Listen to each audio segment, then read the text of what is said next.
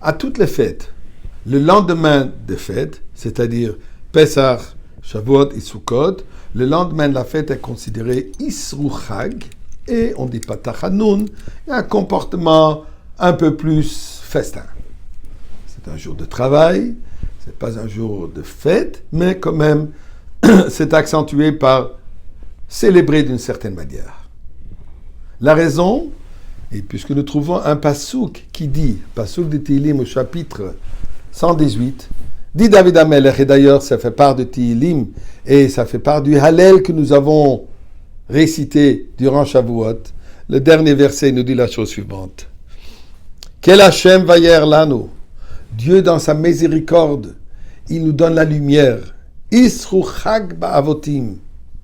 Il a attaché la fête, il a attaché les offranses, les korbanot, les sacrifices de la fête.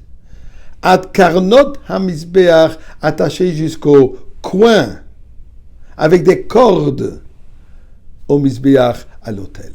De là, le Chachamim nous enseigne que celui qui rattache le lendemain avec une corde, qu'est-ce que ça veut dire avec une corde? Avec une offrande, d'autres offrandes, de participer, d'ajouter le lendemain de la fête, avec cette ambiance de la fête, c'est considéré un jour d'offrande, un jour de fête, et pour ça nous disons pas Tachanunim. Ceci est vrai pour Pesach et pour Sukkot. Particulièrement à Shavuot, il y a encore une halakha encore plus précise. Et voilà ce qu'on nous dit dans le Shulchan Aruch. Dans le chapitre, dans le halachot Hilchot Pesach, Siman Tav Tzadik Daled, dans la section 494, il nous dit la chose suivante. B'motzei Chag HaShavuot, au lendemain de la fête de Shavuot, Asur Li'itanot, c'est interdit de jeûner. Pourquoi? Les filles Shahaya Yom Tavoach, c'était le jour des sacrifices. C'est-à-dire, Bisman she Bet Hamikdash haya kayam, au moment, durant l'époque où le Bet Hamikdash existait. Pourquoi? Dahainu shebo bayom hayu makrivim olot reiya, shelo hayu yecholim laakriv biyom tov atzmo. La Torah nous dit, Shalosh regalim, notre obligation est durant les fêtes Pesach et Shavuot, ou les règles de monter et de fêter au Bet Hamikdash. Il fallait aussi amener un sacrifice qui s'appelait Olat Reiya. Le sacrifice, le korban, je m'excuse, de Reiya, d'être vu.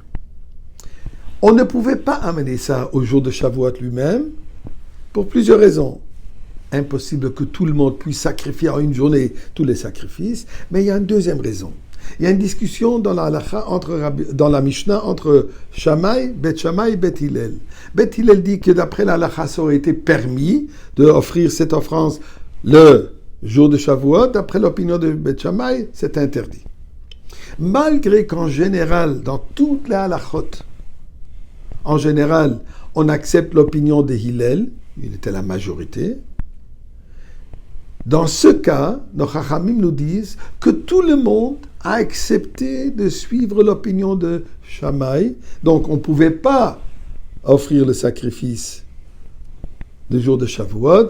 Ça se faisait le lendemain. Et puisque c'est devenu une journée d'offrande, une journée de sacrifice, bien sûr, ceci fait une fête. Et pour ça, interdit de jeûner, on ne fait pas Tachanunim, on ajoute dans les festins et une journée spéciale. Mais ici, il y a quelque chose d'important à regarder. Pourquoi dans ce cas, on a suivi l'halakha de Bet Shammai quand en général on suit l'halakha de Hillel? Eh bien, la raison est la suivante.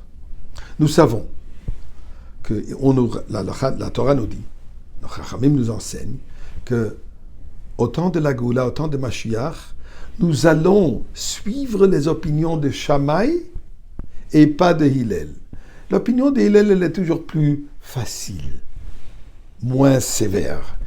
Shammai était plus sévère. Qu'est-ce que ça veut dire? Ça demandait de nous un niveau supérieur de pouvoir faire les halachot, de pouvoir suivre l'opinion de Shammai à un niveau supérieur, puisque nous sommes plus supérieurs, donc on peut être plus sévère dans notre comportement, plus exigeant.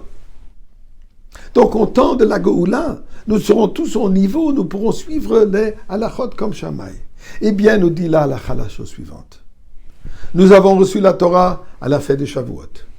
C'était le début de notre relation, comme pour dire, de notre unification avec Akadosh Baruch Hu, pour faire transformer ce monde dans le monde, le jardin de Dieu. Ceci s'est fait comment?